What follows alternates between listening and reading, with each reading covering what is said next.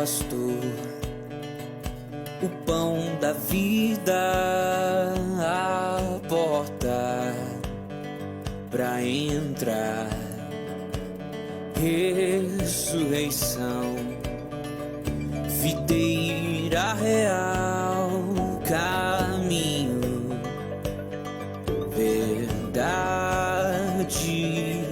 A vida se manifestou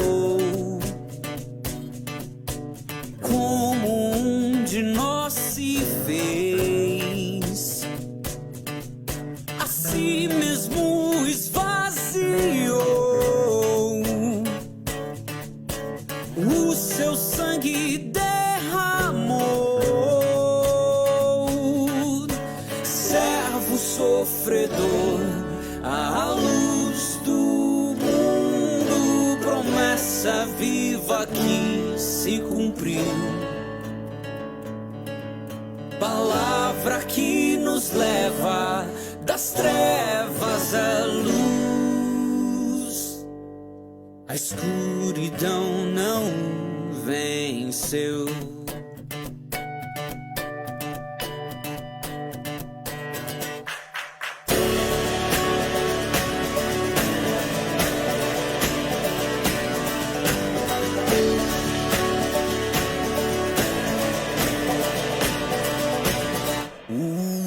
Aqui,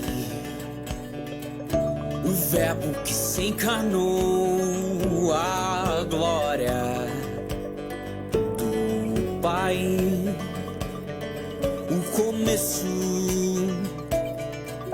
primeiro da criação e o sustento até o fim. A vida se manifestou como um de nós se fez, a si mesmo esvaziou, o seu sangue derramou,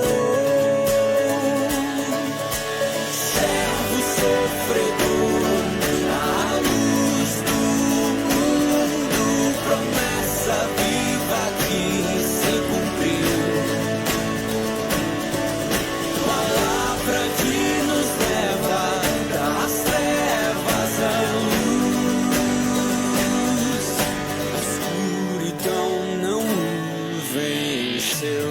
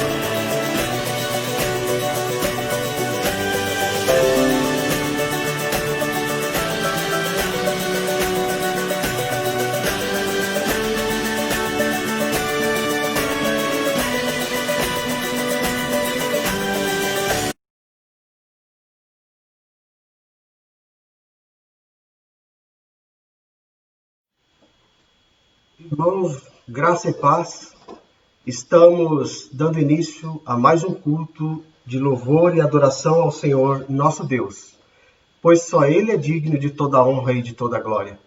Amados irmãos, damos início ao nosso culto com um momento de adoração. E para isto, nós vamos ler no Evangelho de Mateus, capítulo 8, os versículos 23 a 27. Leiamos. Então, entrando ele no barco, seus discípulos o seguiram.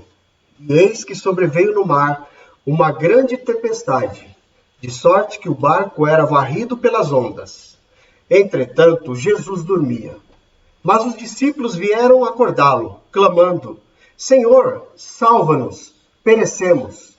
Perguntou-lhes então Jesus: Por que sois tímidos, homens de pequena fé? E levantando-se, repreendeu os ventos e o mar, e fez-se grande bonança. E maravilharam-se os homens, dizendo: quem é este, que até os ventos e o mar lhe obedece? Meus amados irmãos, nós vemos aqui que os discípulos ficaram perturbados com aquela tempestade que varria aquele barco. Meus amados irmãos, isto mostra o quão pequenos muitas vezes é a nossa fé. Mas, meus amados irmãos, o Senhor está conosco e Ele nos ajuda nos momentos de dificuldade que temos. Devemos confiar no Senhor a cada dia da nossa vida. Nós vamos cantar o hino de número 93, Firmeza na Fé, para que possamos estar confiados no Senhor.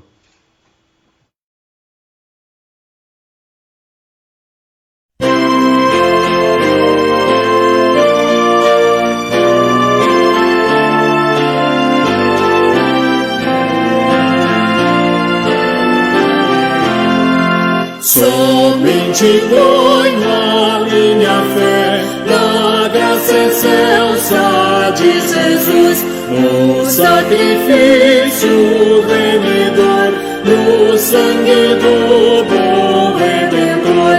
A minha fé e o meu amor estão firmados no Senhor, estão firmados no Senhor.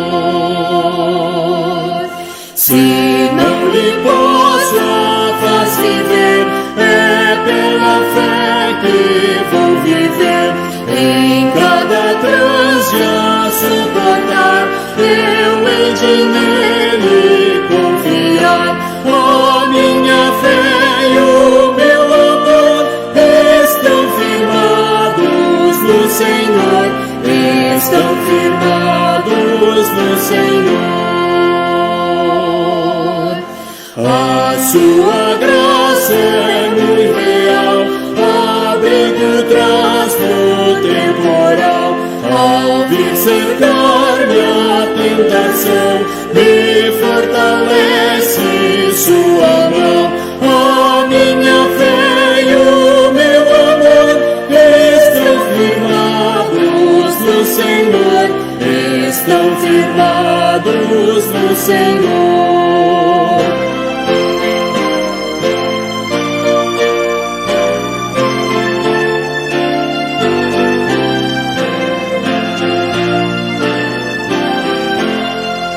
Quando a trombeta ressoar, irei com ele me encontrar, e com os salvos cantarei, louvor eterno ao grande Rei. A minha fé e o meu amor estão firmados no Senhor, estão firmados no Senhor.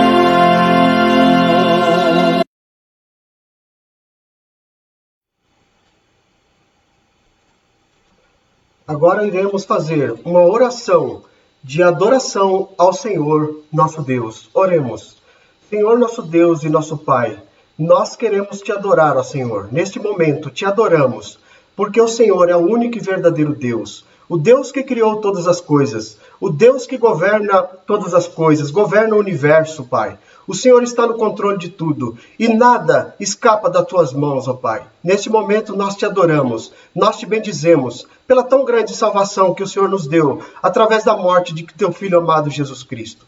Ó Pai querido, Senhor Deus, nós te louvamos, Pai, porque o Senhor é aquele que fortalece a nossa fé. A nossa fé está fundamentada em Ti, ó Senhor. Senhor, muito obrigado por tudo que o Senhor tem feito. Muito obrigado por tudo, Senhor. Deus eterno, te pedimos e te agradecemos por tudo, no nome e nos méritos de Cristo Jesus. Amém. Amados irmãos, agora nós passamos ao momento de confissão a Deus dos nossos pecados.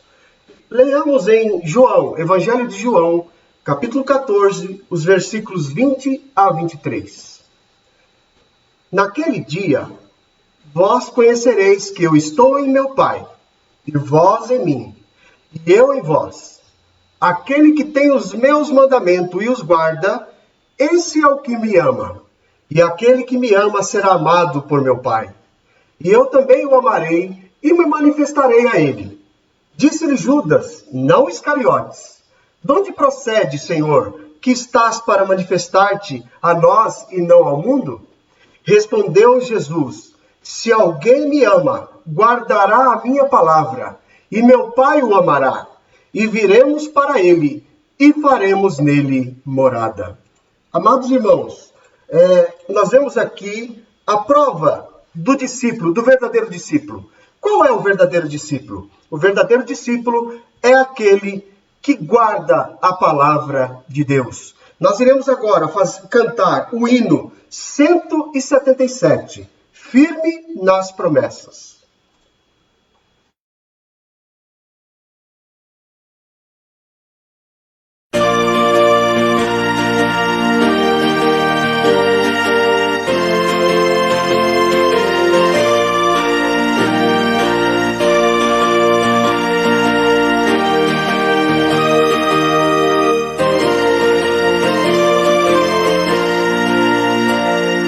Firme nas promessas do meu Salvador, cantarei louvores ao meu Criador, vivo pelos séculos do seu amor.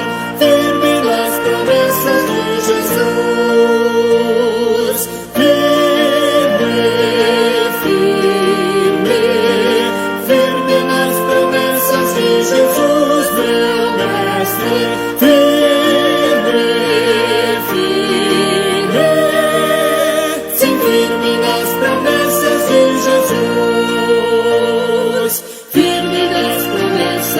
De trabalhar, tendo o verbo eterno sempre a me amparar, mesmo em tempestade vou sem vacilar, firme nas promessas de Jesus, firme, firme, firme nas promessas de Jesus, meu Mestre,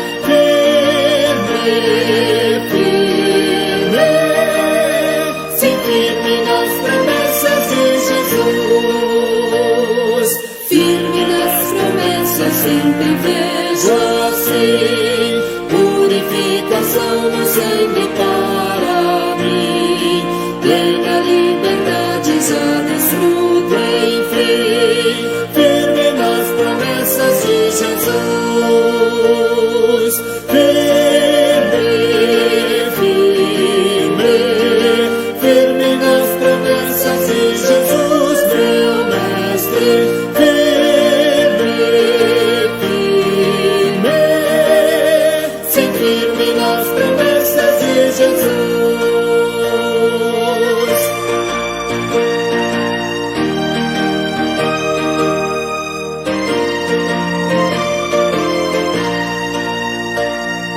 firme nas promessas do Senhor Jesus, em amor ligados em sua cruz, cada dia mais me alegra em sua luz, firme nas promessas de Jesus, firme, firme, firme nas promessas de Jesus, meu Mestre.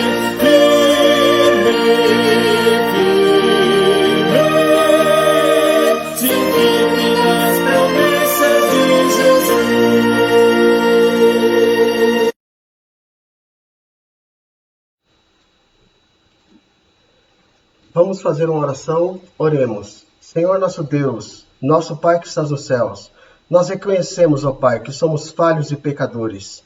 Mas, Senhor amado, o Senhor nos amou, enviou o Teu Filho Jesus Cristo para morrer na cruz do Calvário pelos nossos pecados.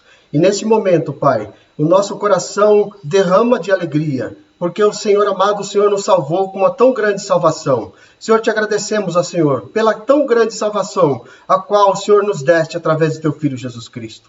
Pai querido, nos ajuda a viver uma vida de acordo com a Tua palavra, para sermos, Senhor, cada vez mais parecidos com o Teu Filho Jesus Cristo. Nos ajuda, Senhor, na nossa vida diária, para colocar em prática a Tua palavra, Pai. É o que nós te pedimos e te agradecemos, em nome de Jesus. Amém. Amados irmãos, agora passamos ao momento de consagração. Nós iremos ler em Isaías, capítulo 61, dos versículos de 1 a 3. Isaías 61, versículos de 1 a 3. O Espírito do Senhor Deus está sobre mim, porque o Senhor me ungiu para pregar boas novas aos quebrantados.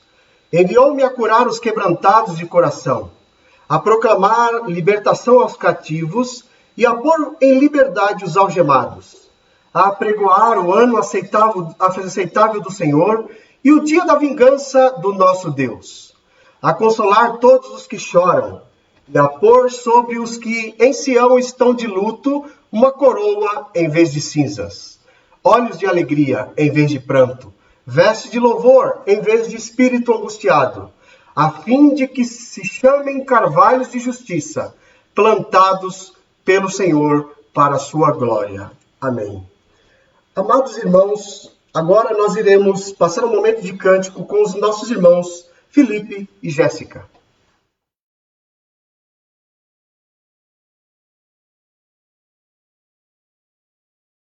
Boa noite, irmãos. Nós vamos estar cantando alguns cânticos aqui. Queremos que vocês acompanhassem com a gente, amém?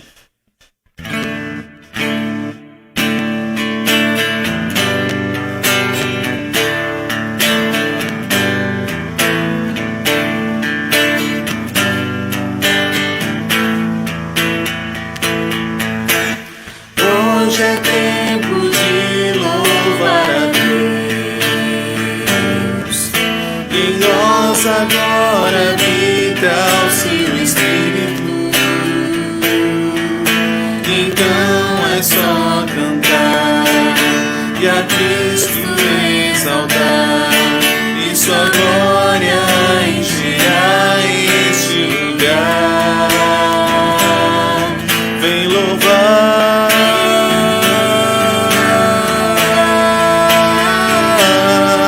vem louvar,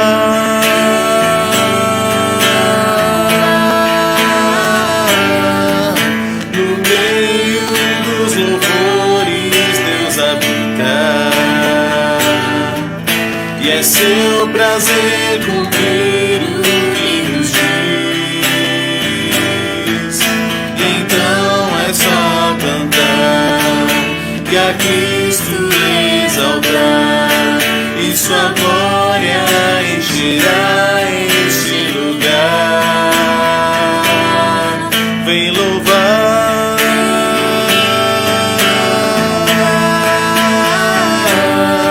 vem louvar,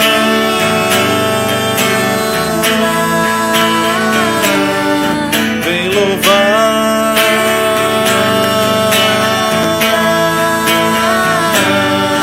vem louvar,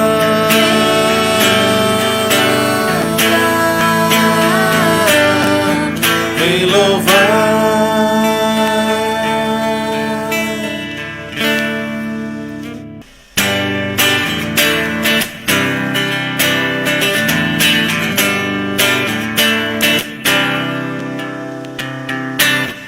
Sobre toda a terra tu és o rei, sobre as montanhas e o pôr do sol. Uma coisa só meu desejo é: reina sempre em mim, Senhor, reina em mim, com o teu poder, sobre a escuridão, sobre os sonhos meus. Tu és o Senhor de tudo que sou. Reina sempre em mim, Senhor.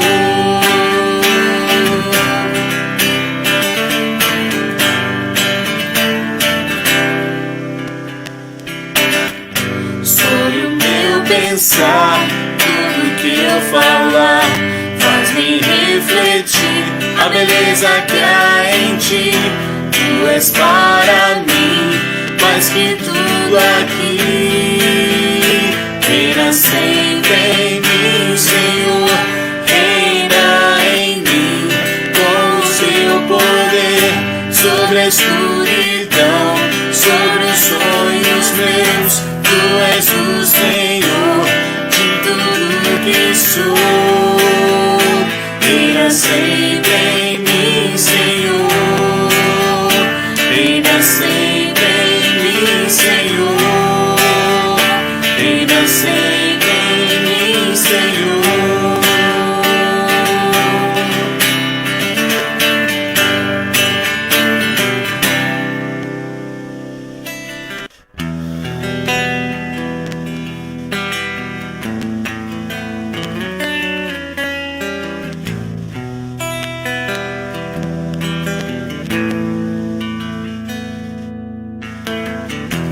Louvemos ao Senhor.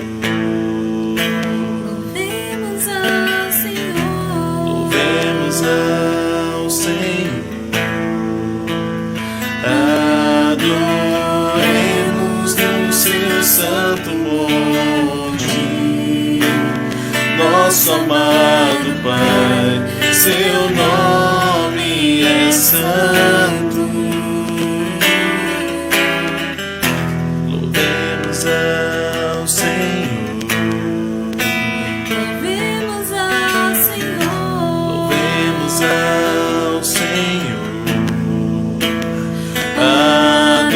Adoremos no seu santo monte, nosso amado Pai, seu nome é santo. Louvamos ao Senhor, pois seu nome é santo.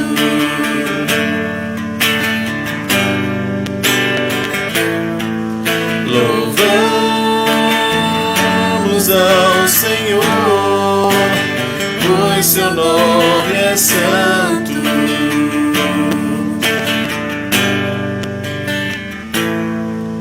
Magnifiquemos ao Senhor, ao Rei que é digno de louvor. Excelso, supremo e muito digno de louvor. Excelso, supremo e muito digno de louvor. Hosana, Hosana, Hosana ao nosso Rei. Hosana, Hosana, Hosana ao nosso Rei. Cristo é a nossa vida, o motivo do louvor em nosso novo coração.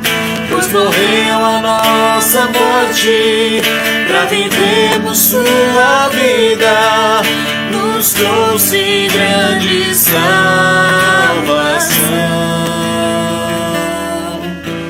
Hosana, Hosana,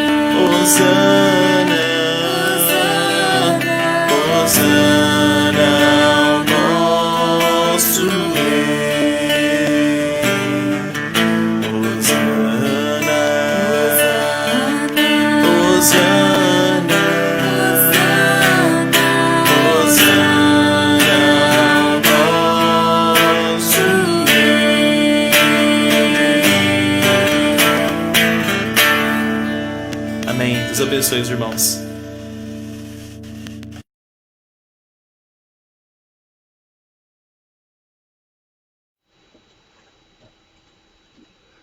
Amados irmãos, Deus tem feito coisas grandiosas no nosso meio.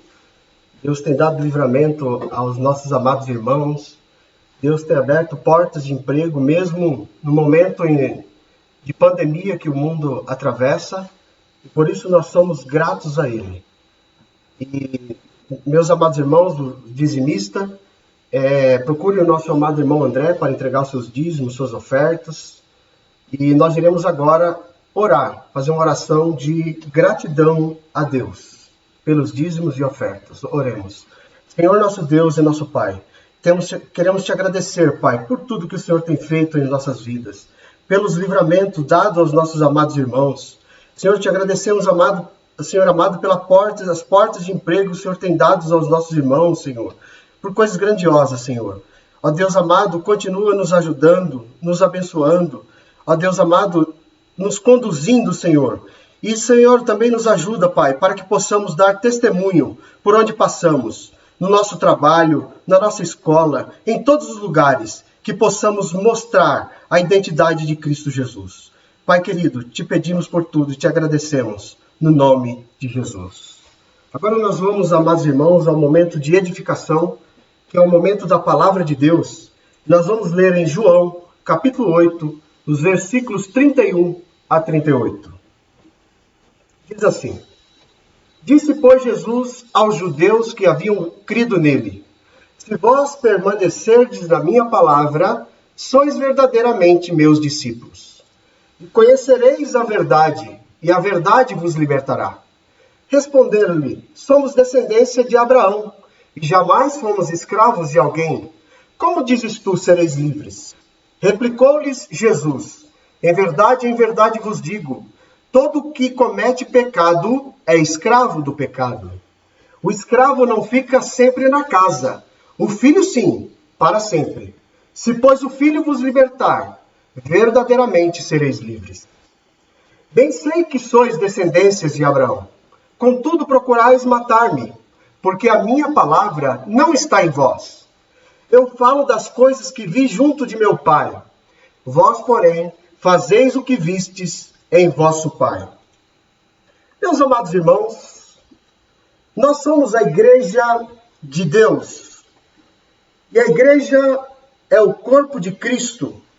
Nós somos a assembleia de redimidos, eleitos de Deus. A igreja ela é um organismo vivo que milita na face da terra.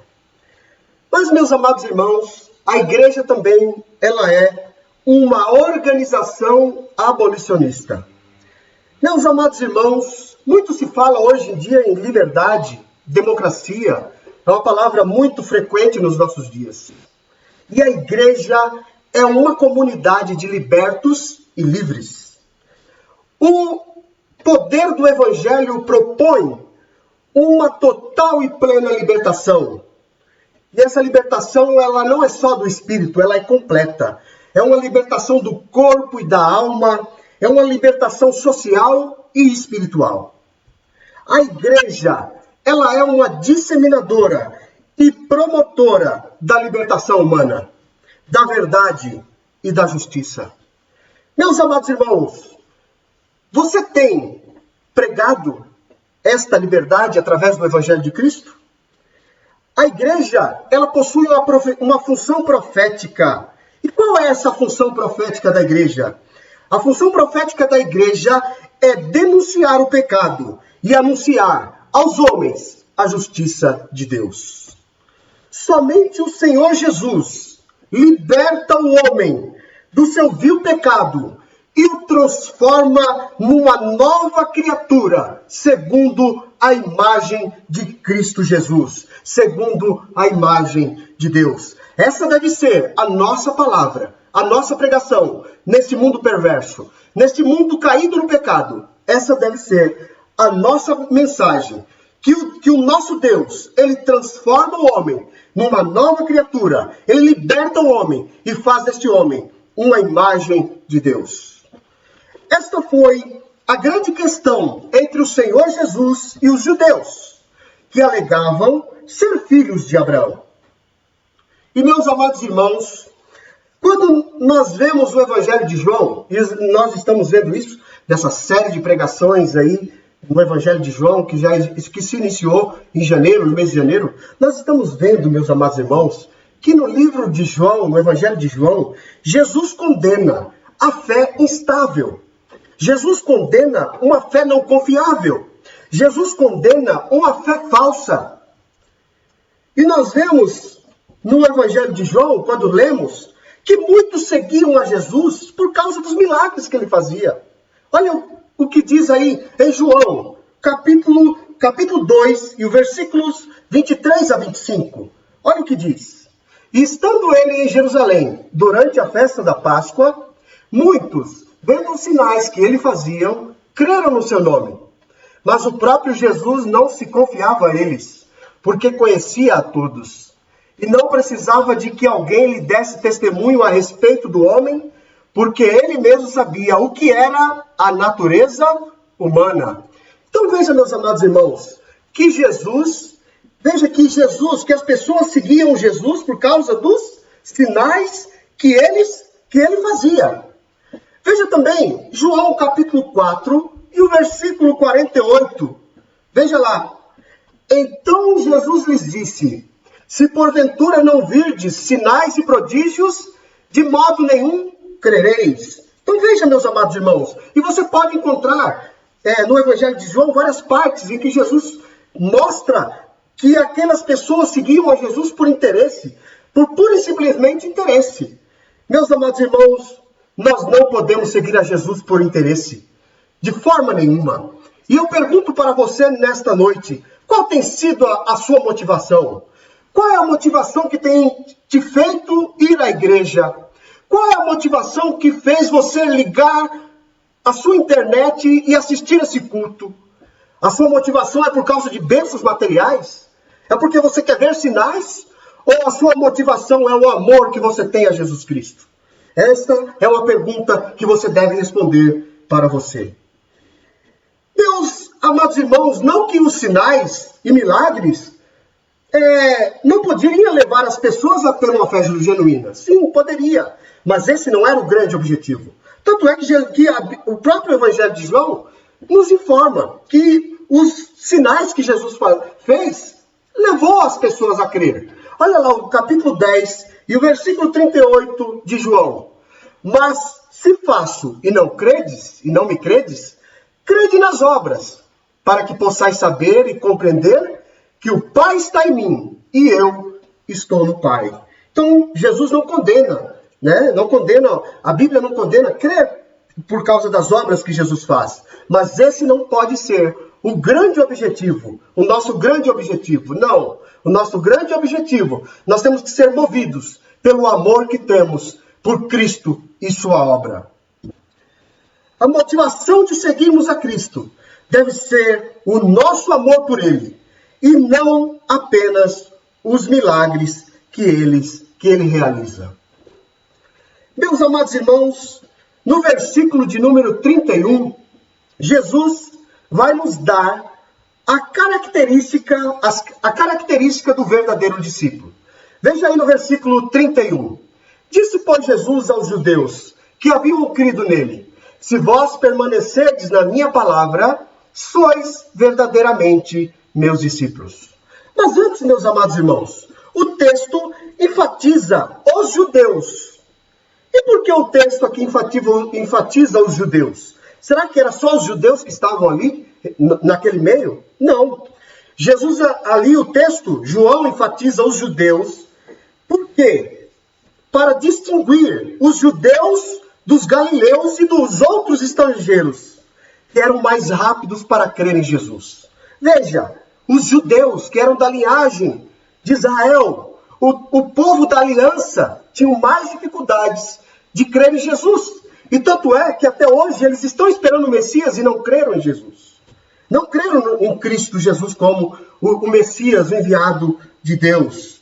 Meus amados irmãos, não adianta nada ir para a igreja, ser filho de crente, ser filho de presbítero, de pastor. Não adianta nada se você não crer em Jesus, se você não tiver uma fé genuína. Então, meus amados irmãos, qual é a característica do verdadeiro discípulo de Jesus? O que separa a fé falsa da fé verdadeira? Qual é a característica? É que o verdadeiro discípulo permanece na palavra de Jesus. O verdadeiro discípulo permanece na palavra de Jesus, meus amados irmãos.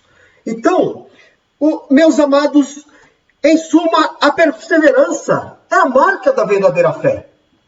O verdadeiro discípulo, ele persevera até o fim.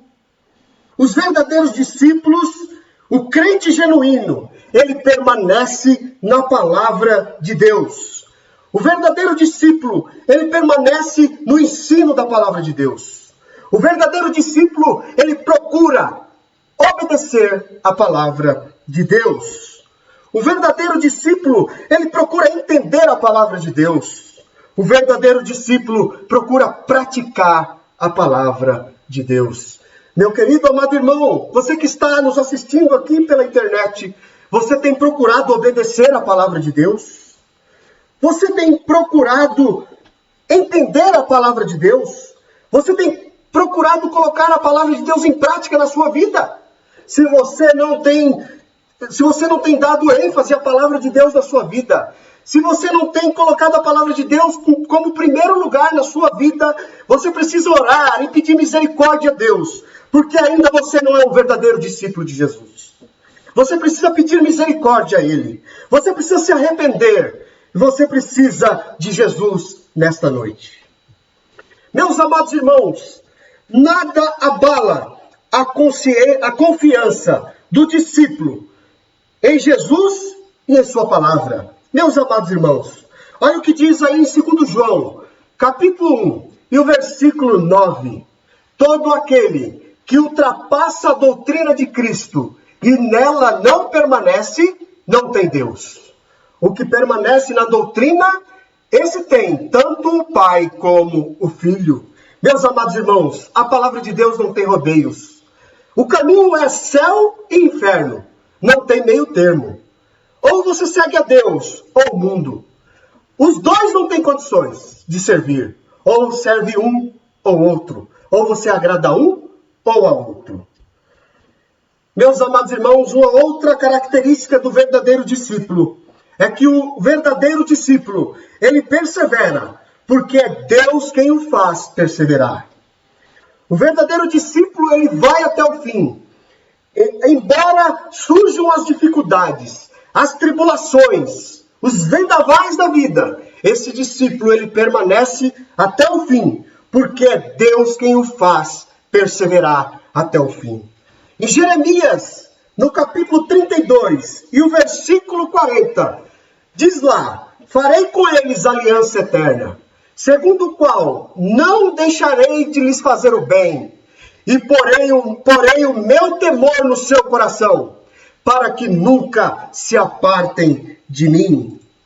Veja aí, meus amados irmãos, no texto, olha o que Deus diz aí: e porém o meu temor no seu coração, para que nunca se apartem de mim. Então, o verdadeiro discípulo, ele persevera, ele vai até o fim, embora de lutas, embora dificuldades, embora provações, ele persevera, ele vai até o fim, porque é Deus quem o faz perseverar, porque é Deus que coloca o temor no seu coração.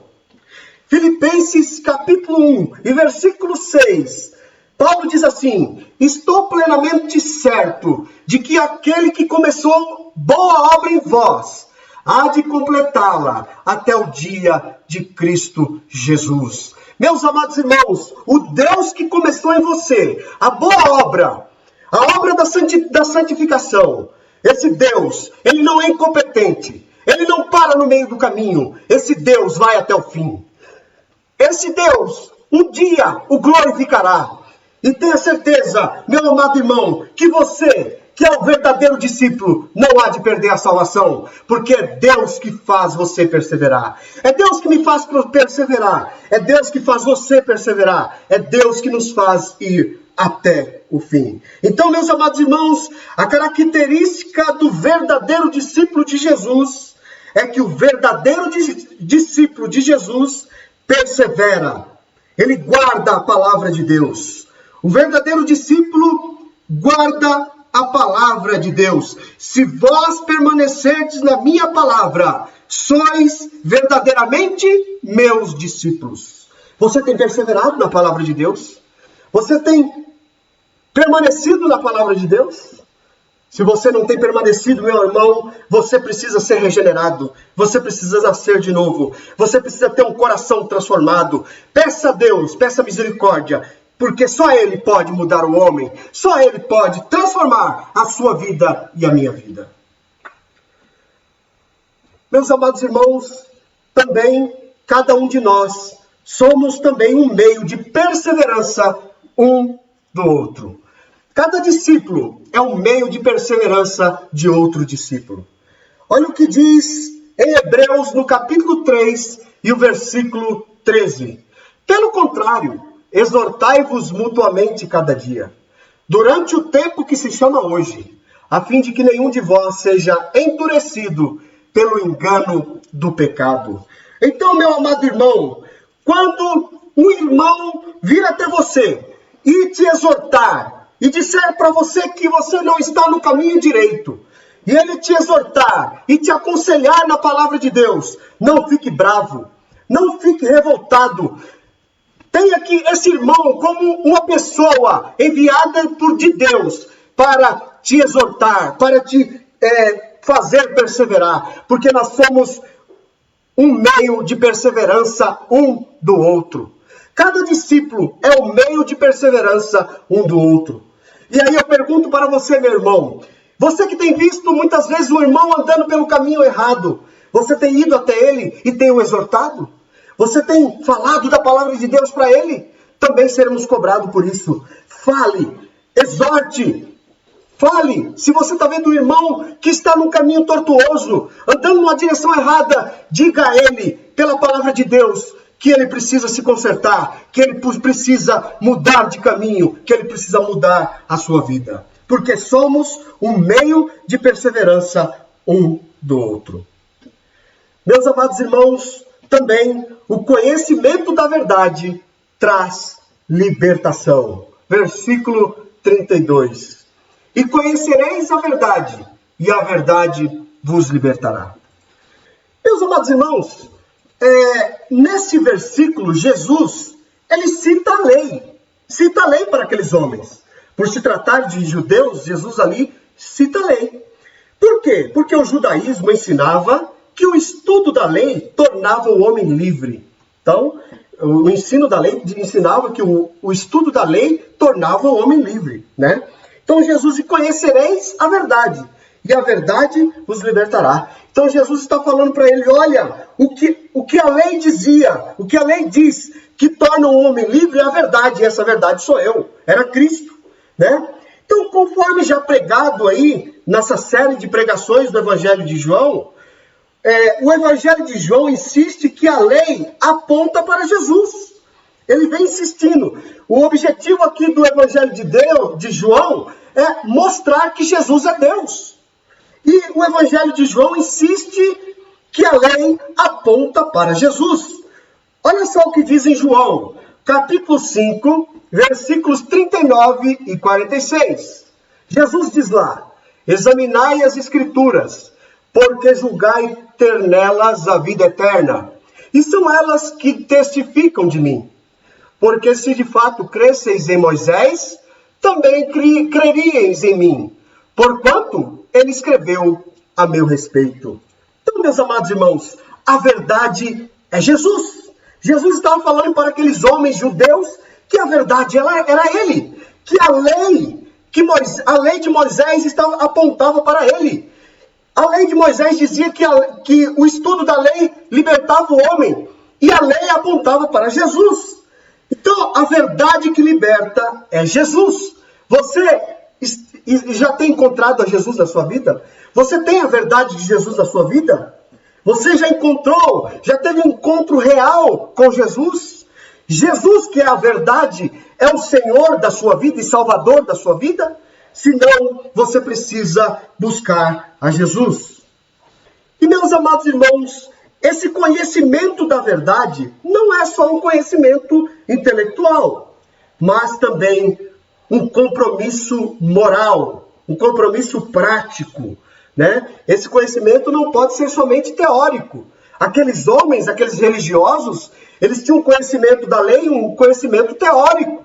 Eram doutores da lei, homens da lei, né, intelectuais da lei, mas o conhecimento era teórico, não era de prática. Meus amados irmãos, não adianta nada dizermos que isso aqui temos Jesus, falar, carregar uma Bíblia, ir sempre na igreja, mas se não tivermos o Evangelho na prática, se o mundo não vê Cristo na nossa vida, se não houver prática na nossa vida, temos que ser praticantes da palavra de Deus.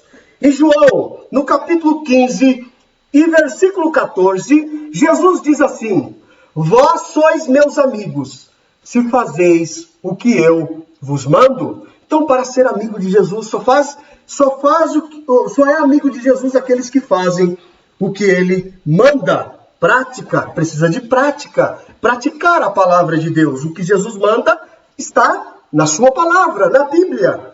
Tiago também, no capítulo 1, versículos 22 a 24, um texto conhecidíssimo, nosso, que diz assim: tornai-vos, pois, praticantes da palavra, não somente ouvintes, enganando-vos a vós mesmos, porque se alguém é ouvinte da palavra e não praticante, assemelha-se ao homem que contempla no espelho o seu rosto natural, pois a si mesmo se contempla e se retira, e para logo se esquece de como era a sua aparência. Meus amados irmãos, nós temos que ser praticantes da palavra de Deus. Não adianta nada conhecer a Bíblia de Gênesis a Apocalipse, ter um conhecimento intelectual das Escrituras e não colocá-la em prática.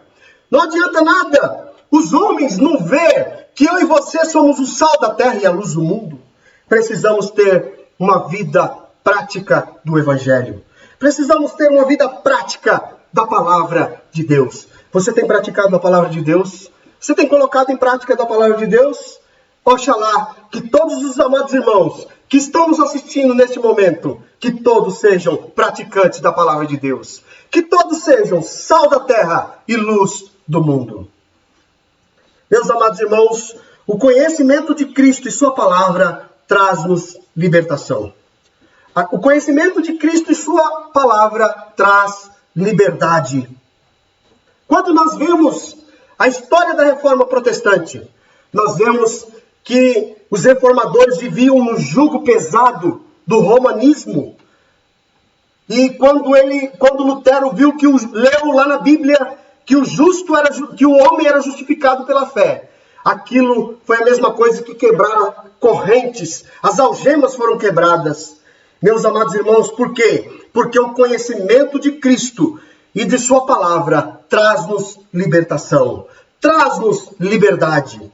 E não é uma liberdade para pecar, mas essa liberdade consiste, em primeiro lugar, uma liberdade do delito do pecado. Em segundo lugar, liberdade da ira condenatória de Deus. Em terceiro lugar, liberdade da maldição da lei. Em quarto lugar, liberdade do poder desse mundo. Em quinto lugar, liberdade do cativeiro de Satanás. Em sexto lugar, liberdade do domínio do pecado. Em sétimo lugar, liberdade do aguilhão da morte. E em oitavo lugar, liberdade da condenação eterna. E meus amados irmãos, agora nós temos livre acesso a Deus por intermédio de nosso Senhor e Salvador Jesus Cristo. E meus amados irmãos, esse livre acesso não é para pecar, não é para viver uma vida de pecado, mas é uma liberdade para prestar obediência, ser obediente ao Senhor nosso Deus. Não movidos por um medo servil, mas de um amor filial, de um amor de filho, de um espírito voluntário, porque agora nós não estamos sob o jugo de homens, não estamos sob o jugo da lei, da maldição da lei. Não, meus amados irmãos, agora nós podemos servir a Deus com um amor filial, com amor de filhos. Agora nós somos filhos de Deus e podemos servir a Ele com espírito voluntário. Meu amado irmão, você tem servido a Deus de forma agradável? Você tem servido ao Senhor com alegria? Ou ir para a igreja Ou fazer a obra de Deus é um peso para a sua vida? Se fazer a obra de Deus, servir ao Senhor é um peso para a sua vida, você precisa se arrepender. Você está com a marca de um falso discípulo. Você precisa se converter, mudar o seu caminho, pedir a misericórdia de Deus. E você precisa mudar e nascer de novo. Olha o que diz Colossenses capítulo 2 e o versículo 14. Tendo cancelado o escrito de dívida que era contra nós e que constava de ordenanças, o qual nos era prejudicial, removeu-o inteiramente, encravando-o na cruz. Meus amados irmãos, ele cancelou o escrito de dívida que era contra nós, a maldição da lei que nos condenava, que nos acusava, ele cancelou. E meus amados irmãos, ele removeu inteiramente e cravou na cruz. A Cristo, através da sua morte, nos trouxe libertação completa. Colossenses capítulo 1 e o versículo 13. Ele nos libertou do império das trevas e nos transportou para o reino do Filho do seu amor. Fomos libertos por Cristo Jesus. O nosso coração nesta noite está deveras alegre. Para nós ir à igreja, ler a Bíblia, orar, não é um peso, mas é um motivo de alegria, porque fomos libertos através de Cristo Jesus, da morte e da ressurreição de Cristo Jesus na cruz do Calvário. O verso 33, meus amados irmãos, Jesus fala, condena eles. Nós vemos aqui, na parte desses homens, uma falsa sensação de segurança. Veja aí o versículo 33. Responderam-lhe, somos descendência de Abraão, e jamais fomos escravos de alguém. Como dizes tu, sereis livres? Veja que eles tinham uma falsa sensação de segurança. Eles pensavam que pelo fato de eles serem da descendência carnal de Abraão, eles eram salvos, pura e simplesmente por serem da descendência carnal de Abraão. E outra coisa também, meus amados irmãos, eles dizem aqui, nessa parte, que eles jamais foram escravos de alguém. Precisamos entender isso aqui. Então, meus amados irmãos, é improvável que a objeção deles signifique que os judeus nunca estiveram em sujeição política a nenhum país, a nenhuma nação. Pois na história de Israel, serviram ao Egito, eles foram escravos no Egito, foram escravos na Assíria, na Babilônia, na Grécia, na Síria, Roma, né? Então, todas essas nações tinham os mantidos em cativeiro político. Eles foram escravos políticos aqui. Então, por que eles falaram que nunca foram escravos de ninguém? É muito mais provável que eles estavam falando de liberdade e privilégio espiritual, né? Pelo simples fato de serem da descendência de Abraão. Então, pelo fato de Abraão ser o pai carnal deles, então, eles achavam que eles eram salvos por causa disso. Meus amados irmãos, ninguém é salvo porque é filho de crente. Ninguém é salvo porque é filho do pastor, filho do presbítero. Não! Todos nós precisamos da misericórdia de Deus. Paulo diz que todos pecaram e carecem da glória de Deus. Todos nós precisamos da glória de Deus para sermos salvos. Né? Então, nós vemos aqui um falso senso de segurança por serem descendentes carnais de Abraão. E, meus amados irmãos, Nicodemos também, a Bíblia nos diz em João também, que Nicodemos também era judeu. Era um fariseu, um doutor na lei. Entretanto, Jesus lhe disse que era necessário nascer de novo para ver e para entrar no reino de Deus. Olha aí João capítulo 3, os versículos 5 a 7. Respondeu-lhe Jesus, em verdade te digo, quem não nascer da água e do Espírito não pode entrar no reino de Deus. O que é nascido da carne é carne, e o que é nascido do Espírito é Espírito. Não te admires de eu te dizer, importa-vos nascer de novo. Meus amados irmãos, para ver e para entrar no reino de Deus, é necessário nascer de novo. Não adianta ser religioso. Não adianta conhecer a Bíblia de Gênesis e Apocalipse somente. Não, isso é importante, é muito bom, né? É muito bom, mas o mais importante é ser nascido de novo. O mais importante é ser regenerado. O mais importante para compreender das coisas espirituais, para conhecer, para saber, para entender as palavras de Jesus, o que ele diz na sua palavra, é necessário ser nascido de novo. É necessário passar pela regeneração. E a regeneração não depende do homem. Não é uma obra humana, mas é uma obra do Espírito Santo, que é realizada no homem. É uma obra poderosa do Espírito Santo. Você já nasceu de novo? Você já foi regenerado? Se você ainda não foi regenerado, você precisa pedir misericórdia a Deus. Pedir a Ele que te regenere, que te mude, que mude a sua vida. Meus amados irmãos, após eles dizerem que a escravidão é uma mentira, nós vemos aí então que Jesus replica a eles no versículo de número 34.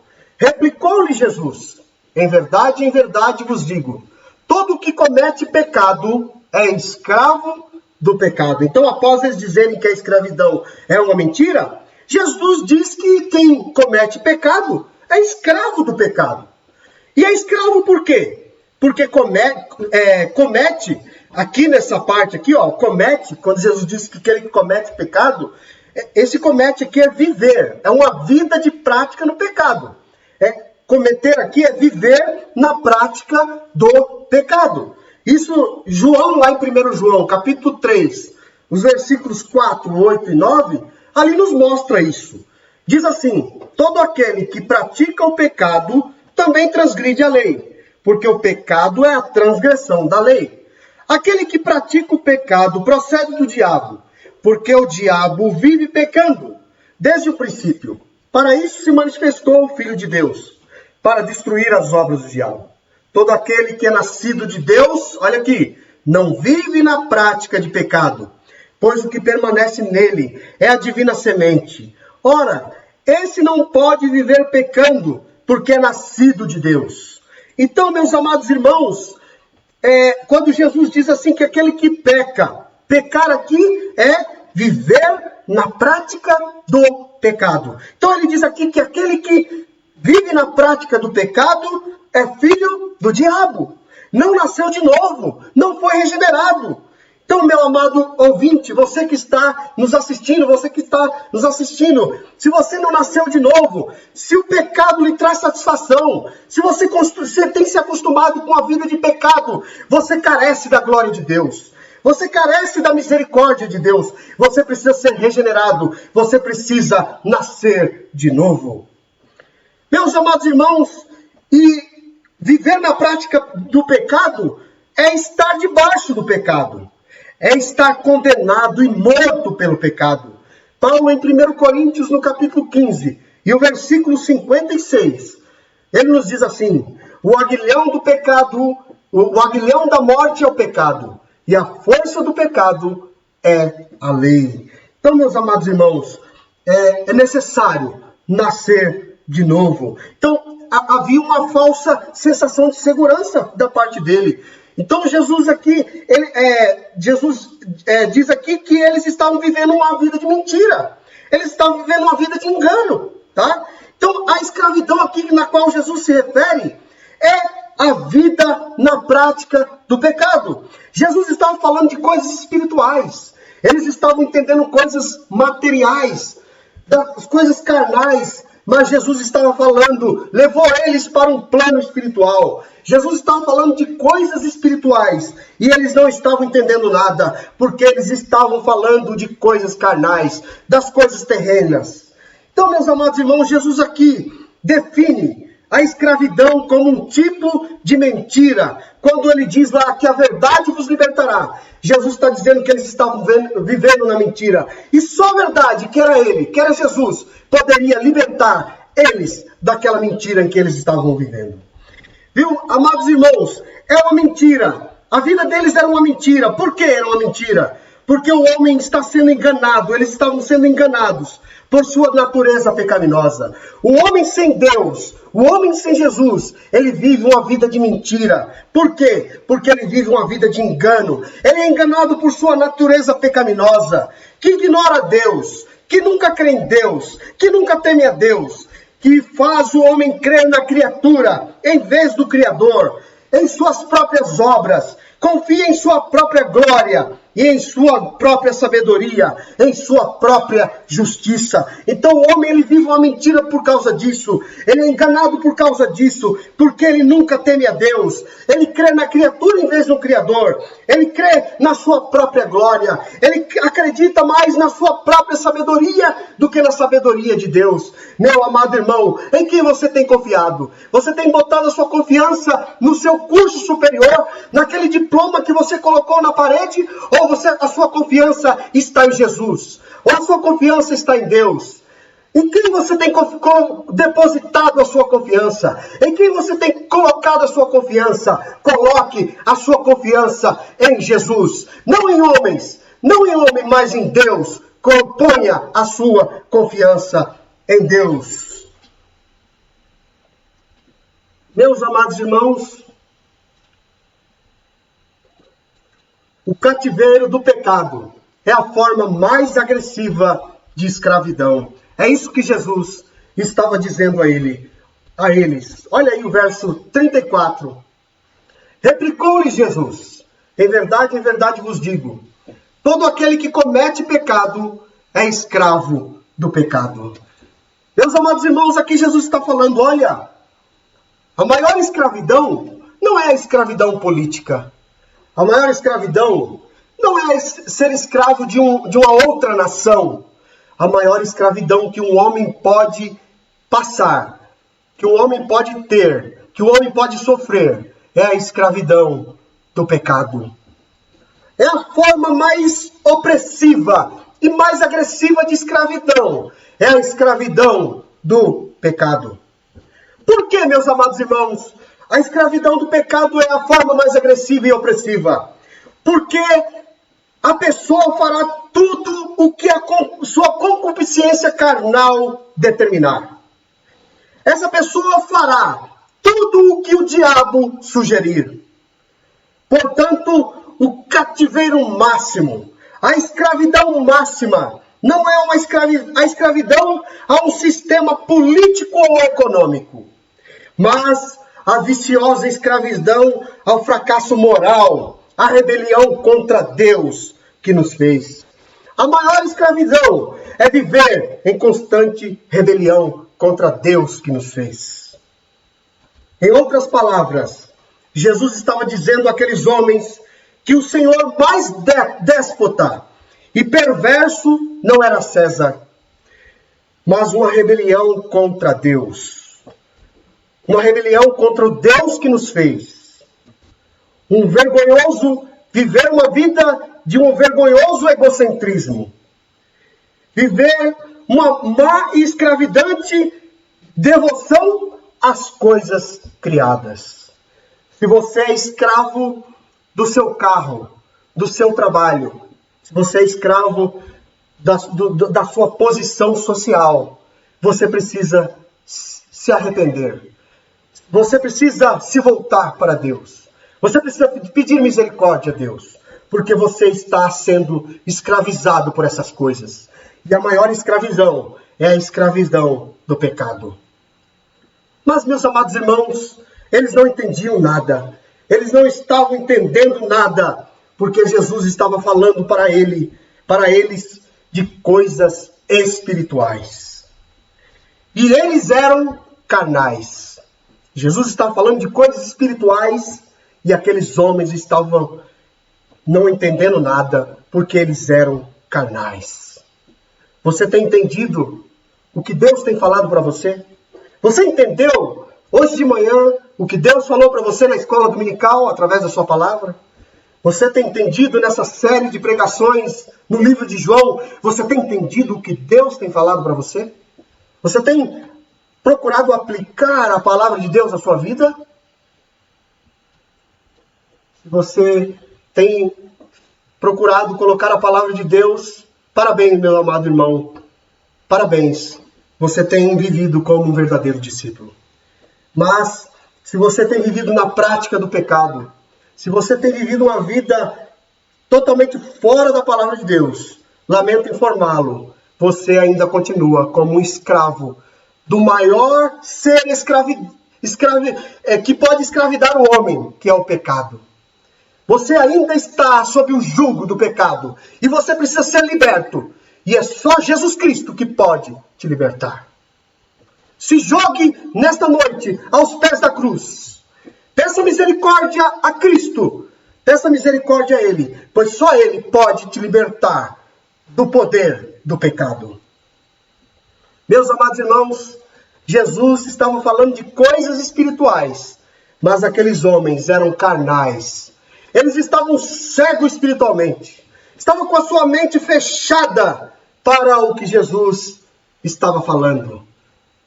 2 Coríntios, capítulo 4, e o versículo de número 4, Paulo nos diz assim: nos quais o Deus desse século cegou o entendimento dos incrédulos, para que lhes não resplandeça a luz do Evangelho da glória de Cristo, o qual é a imagem de Deus.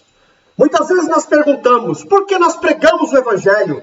Porque hoje nós temos aí vários canais de pregação do Evangelho. E por que nós falamos? Por que a sociedade não muda? Nós perguntamos. Por que o homem não muda? Por que o nosso país não muda? Meu amado irmão, é porque as pessoas, a sociedade está cega espiritualmente. Em 1 Coríntios, capítulo 2, e o versículo 14, Paulo nos diz lá: ora, o homem natural não aceita as coisas do Espírito de Deus, porque eles são loucura, e não pode entendê-las, porque elas se discernem espiritualmente. Eu louvo a Deus, porque a Quinta Igreja Presbiteriana de Suzano tem entendido a palavra de Deus, tem procurado viver uma vida que agrada a Deus. Louvo a Deus por isso. Isso é motivo de louvor e glória ao Senhor nosso Deus. Ali na Quinta Igreja Presbiteriana de Suzano, tem um povo que foi liberto do poder do pecado. Meu amado irmão, você foi liberto do poder do pecado. Foi liberto da escravidão. Foi liberto do maior ser opressor que existe, que é o poder do pecado. Meus amados irmãos, e Jesus progride, da noção para o status da escravidão, no versículos 35 e 36. Olha só o que Jesus diz: o escravo não fica sempre na casa, o filho sim para sempre. Se pois o filho vos libertar, verdadeiramente sereis livres. Nesse contexto, meus amados irmãos, a aplicação é clara. Os judeus pensam em si mesmos como filhos de Abraão, mas na realidade, eles são escravos do pecado. A afirmação de Jesus de que eles não são apenas escravos, a afirmação de Jesus de que eles não são apenas escravos, atinge a raiz de sua segurança. Então o objetivo ali de Jesus era atingir a raiz da segurança deles. Era abalar o edifício da segurança deles. E dizer a eles que o escravo não tem lugar permanente na família. Veja aí em Mateus, no capítulo 3, versículo 9, o que Jesus já tinha dito para os judeus. E não comeceis a dizer entre vós mesmos: temos por pai a Abraão, porque eu vos afirmo que destas pedras Deus pode suscitar filhos a Abraão. Meus amados irmãos, Jesus estava dizendo para eles que eles eram escravos. E como escravos, eles não tinham os mesmos direitos de um filho. Então aqui o retrato é do filho que pertence à casa para sempre.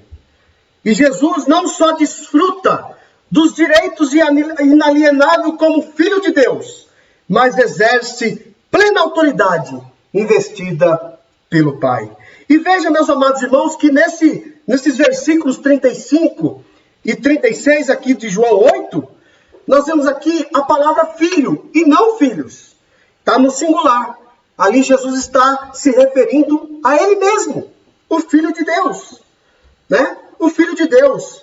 Então ele como Filho de Deus, ele tinha o poder de libertar aqueles que estavam sendo escravos. Era isso que Jesus estava dizendo.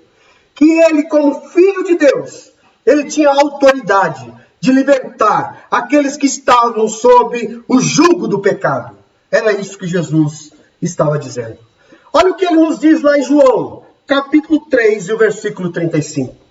O Pai ama o Filho e todas as coisas tem confiado às suas mãos. Então o Pai confiou todas as coisas ao Filho. E o Filho tem o poder de libertar o homem do poder do pecado. Gálatas capítulo 5 e o versículo 1. Para a liberdade foi que Cristo nos libertou. Permanecei, pois, firmes, e não vos submetais de novo a jugo de escravidão. Quem nos libertou? Quem nos libertou? Foi Cristo Jesus. Para a liberdade que Cristo nos libertou. Então Jesus, o Filho de Deus, é que nos libertou do poder, do jugo, do pecado. Glorificamos e louvamos e exaltamos ao Senhor nosso Deus por isso. Meus amados irmãos, essa liberdade que Cristo nos deu, essa liberdade não é uma liberdade para fazermos qualquer coisa que quisermos. Não! Olha só o que diz Paulo lá em Romanos capítulo 6 e o versículo 1. Que diremos, pois? Permaneceremos no pecado para que seja a graça mais abundante? De maneira nenhuma. Meus amados irmãos, não é uma liberdade para pecar. Não é uma liberdade para fazermos o que quisermos. É a liberdade para fazermos o que deve ser feito. E o que é que deve ser feito? A obra de Deus. Jesus nos libertou do poder do pecado para fazermos a obra de Deus. Você tem feito a obra de Deus? Você tem falado do nome de Cristo? Você tem pregado o Evangelho? Você tem falado de Jesus? Cristo nos libertou para fazer o que deve ser feito. E o que deve ser feito? A obra de Deus. E não fazemos agora, libertos, não fazemos a obra de Deus por medo ou por coerção. De forma nenhuma. Não fazemos a obra de Deus por medo dos homens ou da punição do inferno. De forma nenhuma. Mas fazemos a obra de Deus com o coração alegre. Com o coração alegre porque Ele nos libertou. Porque Ele nos salvou. 2 Coríntios capítulo 3 e o versículo 17. Nos diz lá. Ora, o Senhor é o Espírito. E onde está o Espírito do Senhor? Aí há liberdade. Meus amados irmãos, nós fomos libertos para fazer a obra de Deus. Para trabalharmos para o Senhor com gratidão. Pois sabemos que temos um Pai no céu que nos ama. Embora pecadores, nós temos um Pai que nos ama. E com essa liberdade concedida por Cristo Jesus, nós podemos, em primeiro lugar, invocar a Deus com a consciência pura. Em primeiro lugar, a nossa consciência não nos acusa mais. Mas nós invocamos a Deus com a consciência pura, liberta do poder, da escravidão, do pecado. Olha o que diz lá, Hebreus capítulo 9 e o versículo 14. Muito mais o sangue de Cristo, que pelo Espírito Eterno, a si mesmo se ofereceu sem mácula a Deus, purificará a nossa consciência de obras mortas para servirmos ao Deus vivo. Meus amados irmãos, a nossa consciência foi liberta das obras mortas para servirmos ao Deus vivo. Agora nós podemos pregar o Evangelho com a consciência tranquila, com a consciência em paz, porque fomos libertos das nossas velhas obras. Pregue a palavra de Deus, fale de Cristo, espalhe o amor de Deus, diga que Cristo liberta. Só Cristo liberta o homem do poder e da escravidão do pecado. Em segundo lugar, Jesus também, nós somos libertos, nos deu a liberdade, Jesus nos deu a liberdade de acesso direto a Deus. Agora nós temos liberdade de ter acesso direto a Deus. Agora, meus amados irmãos, nós não precisamos buscar um profeta para saber qual é a vontade de Deus. Nós não precisamos buscar o sumo sacerdote, ir até o sumo sacerdote, oferecer um cordeiro para perdão dos nossos pecados. Não! Nós não precisamos mais consultar o Urim e o Tumim para saber qual é a vontade de Deus.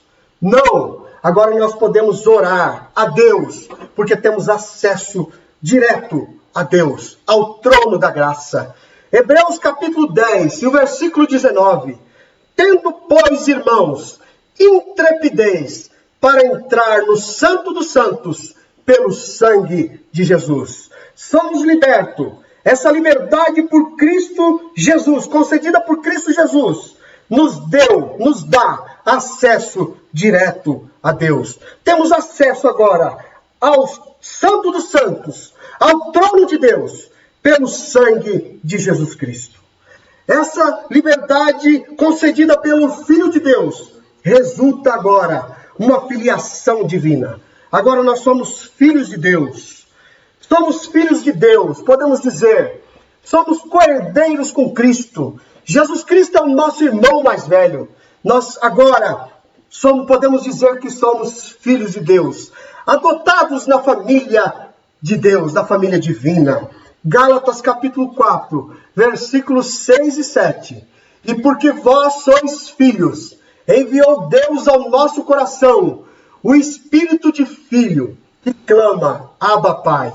De sorte que já não és escravo, porém filho, e sendo filho, também herdeiro por Deus. Então, meus amados irmãos, agora também nós somos filhos, adotados na família de Deus, e agora também somos herdeiros por Deus. Nós somos herdeiros de Deus. Louvado seja o Senhor por isso.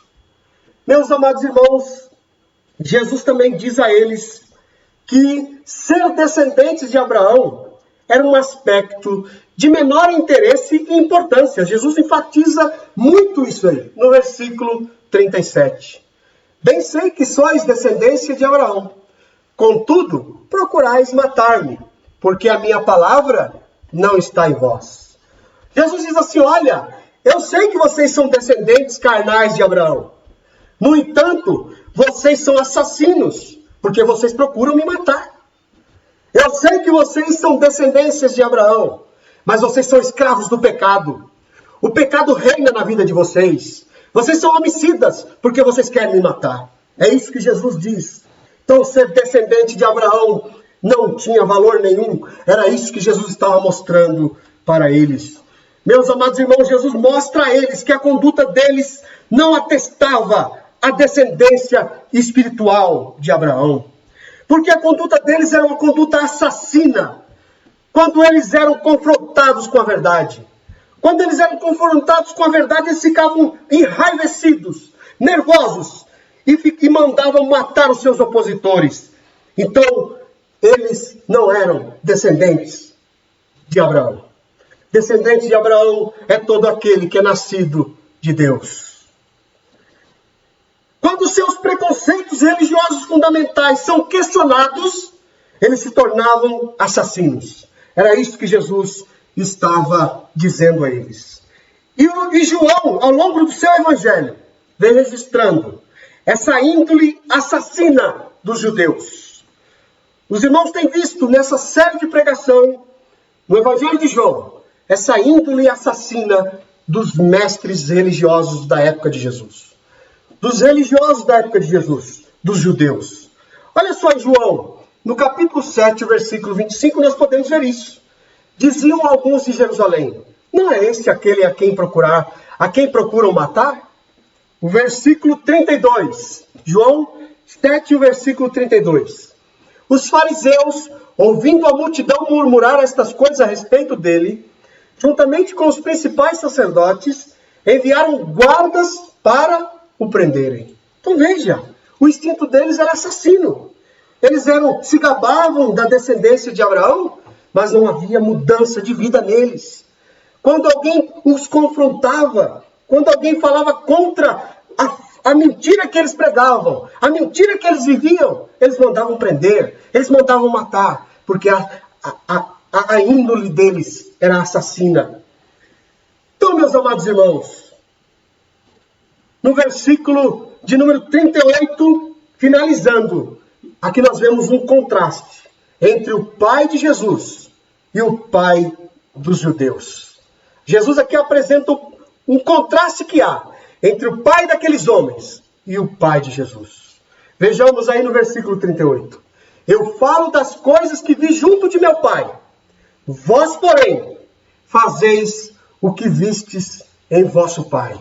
Então aqui Jesus apresenta o contraste que há entre o pai dele e o pai daqueles homens. Quem era o pai de Jesus? Quem é o pai de Jesus?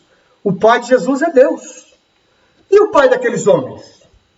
O pai daqueles homens está registrado no versículo 44, onde Jesus diz que os irmãos vão ver nas próximas pregações, em que os irmãos estarão pregando, e que Jesus diz que o pai deles é o diabo. Então há um contraste entre o pai de Jesus, que é o pai, que é Deus, e entre o pai deles, que é o diabo. Aqui nós vemos o contraste.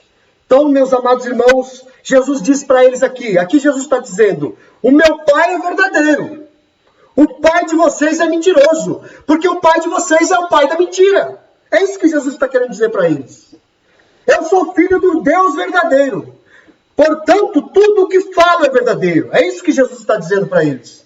Mas vocês fazem o que têm visto em seu pai. Então vocês vivem na mentira e matam as pessoas que falam a verdade, porque o pai de vocês é o diabo, e o diabo é o pai da mentira. Meus amados irmãos, é um momento de reflexão. Um momento de reflexão. Nós temos vivido uma vida de verdade? Nós temos vivido na verdade ou temos vivido na mentira? Nós temos vivido uma vida do pai da verdade ou do pai da mentira? Oxalá que todos estejam do lado da verdade. Oxalá que todos nós estejamos lutando para praticar, para lutar pela verdade. Porque a igreja, ela é a coluna e fundamento da verdade. Deus colocou eu e você para defender a verdade, para se posicionar do lado da verdade.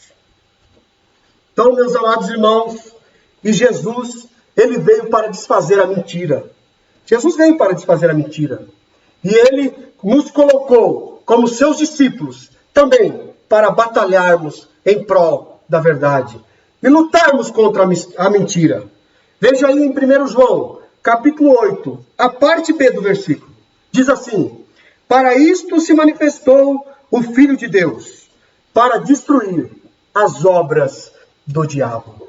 O Filho de Deus se manifestou para destruir a mentira, para destruir as obras do diabo. E nós, como os discípulos de Cristo, devemos permanecer do lado da verdade. E conhecereis a verdade, e a verdade vos libertará. Vamos orar? Oremos. Senhor nosso Deus, Deus nosso Pai, Senhor, muito obrigado, Pai, por ter nos salvado, por ter nos libertado desse poder terrível que é o poder do pecado. Te louvamos, Senhor amado, pela nossa libertação. Uma libertação tremenda, uma tão grande salvação que o Senhor nos concedeu através do Teu Filho Jesus Cristo. Nos ajuda, ó Pai, a viver de acordo com a Tua vontade, de acordo, Senhor amado, com a verdade. Nos ajuda, Senhor amado, também a nos posicionarmos a cada dia ao lado da verdade, Senhor. Ó Deus amado, nos ajuda, Senhor, a testificar do Teu Evangelho, que é a verdade. Que a Tua verdade, Senhor, ela possa prevalecer na nossa vida. Te pedimos por tudo, te agradecemos. Nos ajuda em tudo, Senhor. Somos falhos e pecadores, mas nós venceremos por causa de Ti, por causa da força e do poder do Teu Espírito Santo que está em nossas vidas, pois somos o templo do Teu Espírito Santo. Te pedimos por tudo e te agradecemos, no nome e nos méritos de Cristo Jesus. Amém.